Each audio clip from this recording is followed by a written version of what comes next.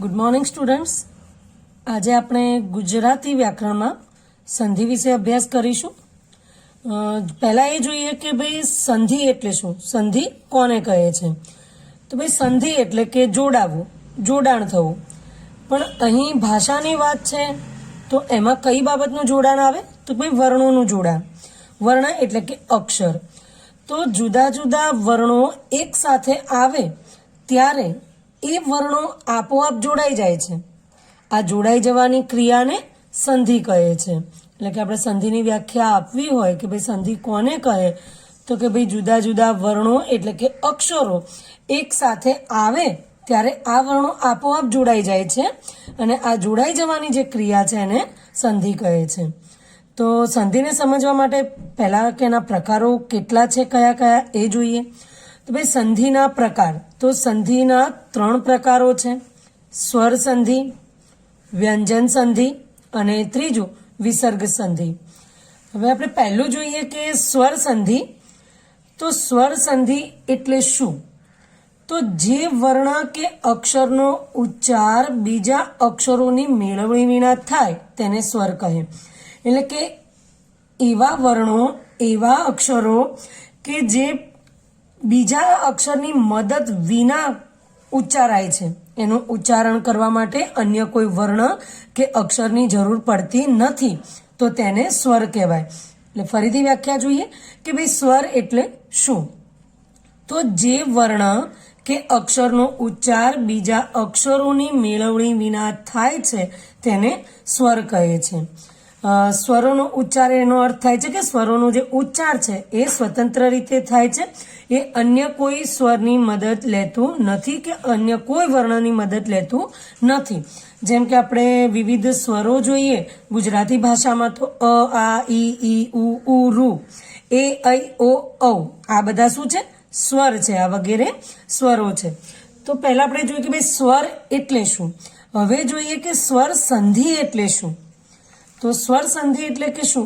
તો જ્યારે સ્વર સાથે સ્વર જોડાય ત્યારે સ્વર સંધિ બને. બહુ સરળ છે કે ભાઈ આપણે પહેલા જોયું કે સ્વર કોને કહીએ તો કે જે વર્ણ કે અક્ષર ઉચ્ચાર કરતી વખતે અન્ય કોઈ અક્ષરોનો કે અન્ય કોઈ વર્ણનો ઉપયોગ નથી કરતો અથવા એની મેળવણી થતી નથી, તો તેને આપણે સ્વર કહીએ. હવે આપણે એ જોયું કે સ્વર કયા કયા છે. તો અ, આ, ઈ, ઉ, ઋ, એ, ઐ, ઓ, ઔ. હવે ત્યારબાદ આપણે સમજીએ કે સ્વર સંધિ એટલે શું. તો ભાઈ જ્યારે સ્વર સાથે સ્વર જોડાય ત્યારે સ્વર સંધિ બને. એટલે કે એક સ્વર સાથે અન્ય સ્વર જોડાય તો એ સ્વર સંધિ બને. હવે જોઈએ કે સ્વર સંધિમાં પણ પ્રકારો પણ છે. જુદા જુદા વિજાતીય કે સજાતીય સ્વરો જોડાય ત્યારે સ્વર સંધિ બને. આપણે પહેલા એ તો જોયું કે સ્વર સાથે સ્વર જોડાય, પણ એ સ્વર કેવા હોય? તો એ સ્વર સજાતીય પણ હોઈ શકે, વિજાતીય પણ હોઈ શકે.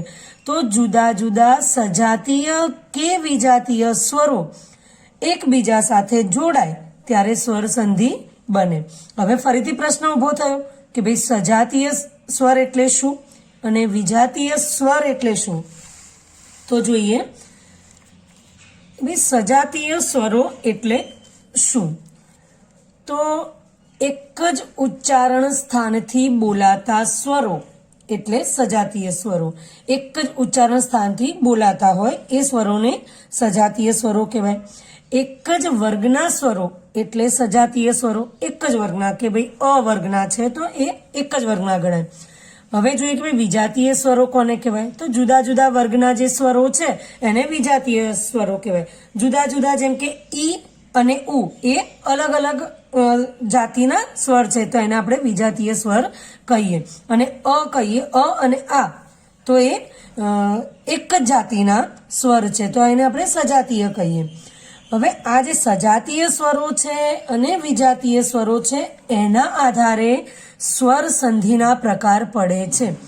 જો પ્રશ્ન એમ પૂછાય કે સંધિના પ્રકારો કયા, તો 3: સ્વર સંધિ, વ્યંજન સંધિ અને વિસર્ગ સંધિ.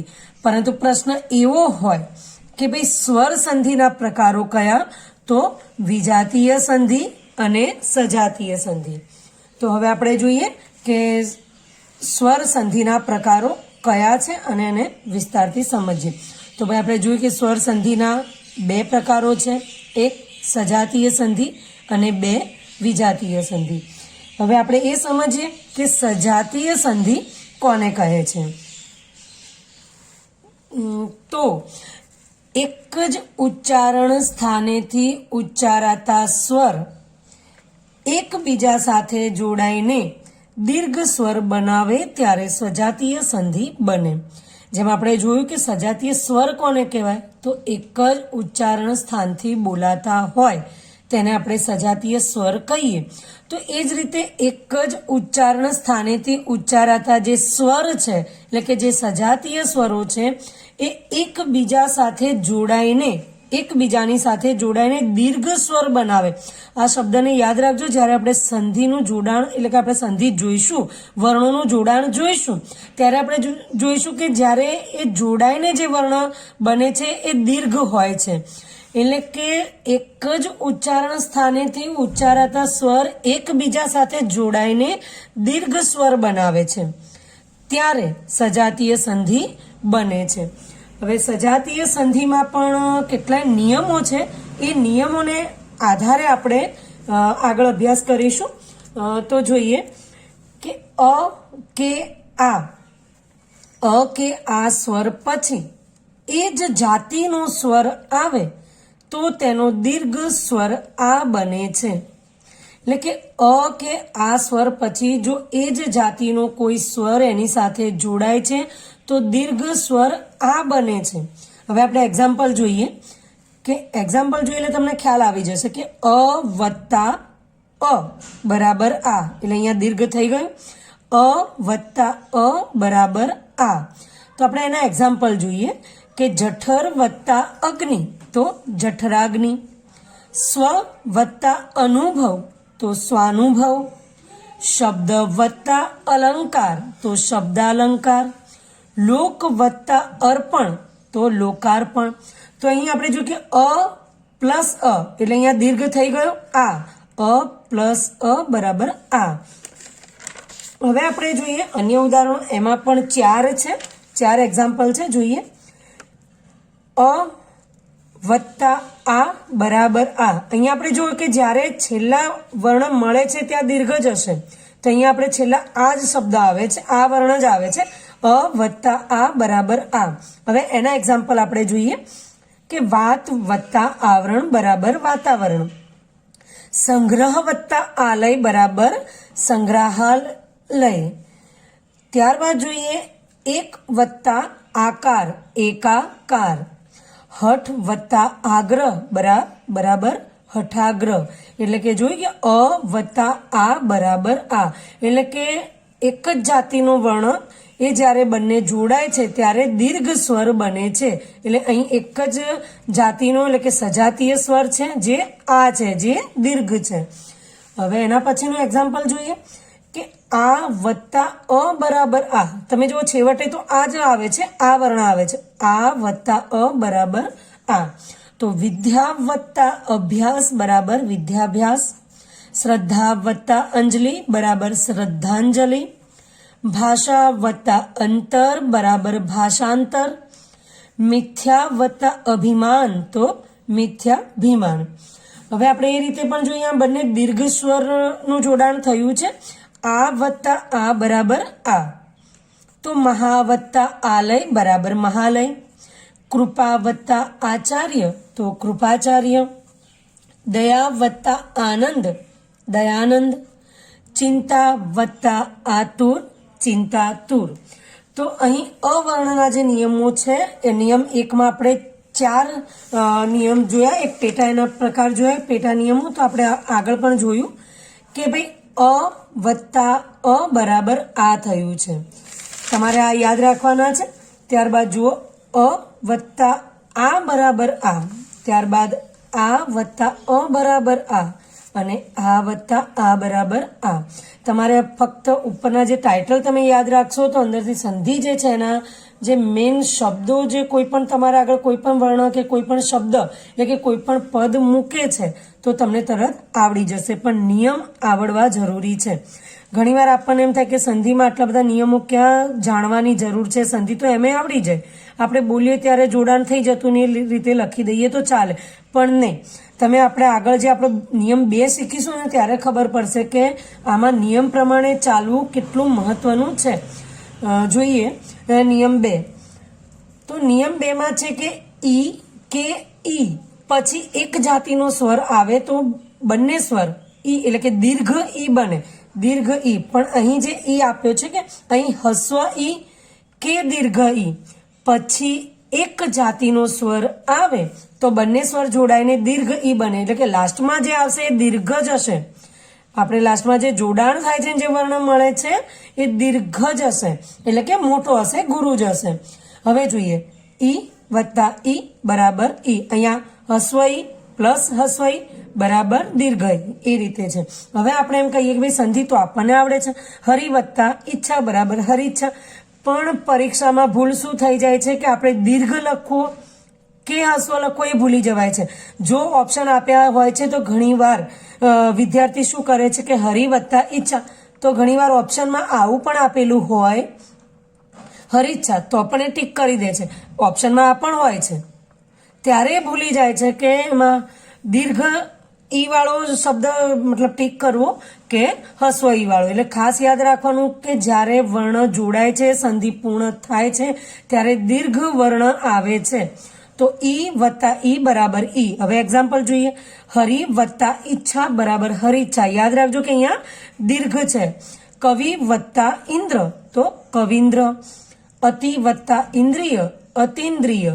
તો આ રીતે આપણે નિયમ પ્રમાણે ચાલીએ છીએ તો કદાચ આપણે આપણો 1 માર્ક્સ પણ ગુમાવતા નથી. હવે જોઈએ બીજું કે ઈ વત્તા ઈ બરાબર ઈ. એટલે અહીંયા જો અહીંયા કયો છે હસ્વ છે, અહીંયા દીર્ઘ છે, અને અમુક શબ્દો પણ તમારે યાદ રાખવાના છે કે દીર્ઘમાં જ આવશે. જેમ કે કવિ વત્તા ઈશ્વર, તો આ જે ઈશ્વર શબ્દ છે એને આપણે દીર્ઘ જ જોવાનો છે, તો અહીં થઈ જશે કવિશ્વર. અહીંયા તમે જુઓ પ્રથમમાં કવિમાં વી શું છે રસ્વઈ છે, અને અહીંયા લાસ્ટમાં આપણે જો સંધિ જોડાઈ છે મતલબ શબ્દ વર્ણો જોડાયા છે, સંધિ થઈ છે તો કવિશ્વર. એટલે અહીંયા દીર્ઘ એટલે કે વી જે છે એ દીર્ઘ છે. પ્રતિ વત્તા ઈક્ષા તો પ્રતીક્ષા. અતિ વત્તા ઈવ અતીવ. ગિરી વત્તા ઈશ બરાબર ગિરીશ. હવે બીજું જોઈએ, ઈ અહીંયા પ્રથમ દીર્ઘ આપ્યો છે અને પાછળથી આપણને હસ્વ છે, તો ઈ વત્તા ઈ બરાબર ઈ. તો યોગી વત્તા ઇન્દ્ર યોગીન્દ્ર. દેવી વત્તા ઈચ્છા તો દેવીચ્છા. સંધિ જોડવી એ કદાચ તમને બહુ સરળ પડે, પણ જ્યારે છોડવાનું કહે છે ત્યારે આ નિયમો આપણને વધુ કામમાં આવે છે. હવે જોઈએ બંને દીર્ઘ છે, ઈ વત્તા ઈ બરાબર ઈ. તો દેવી વત્તા ઈશ્વર તો દેવીશ્વર. રજની વત્તા ઈશ તો રજનીશ. તો આ નિયમ 2 હતો જે ઈ વર્ણને લઈને હતો, ઈ સ્વરને લઈને હતો. હવે આપણે નિયમ 3 તરફ આગળ વધીએ.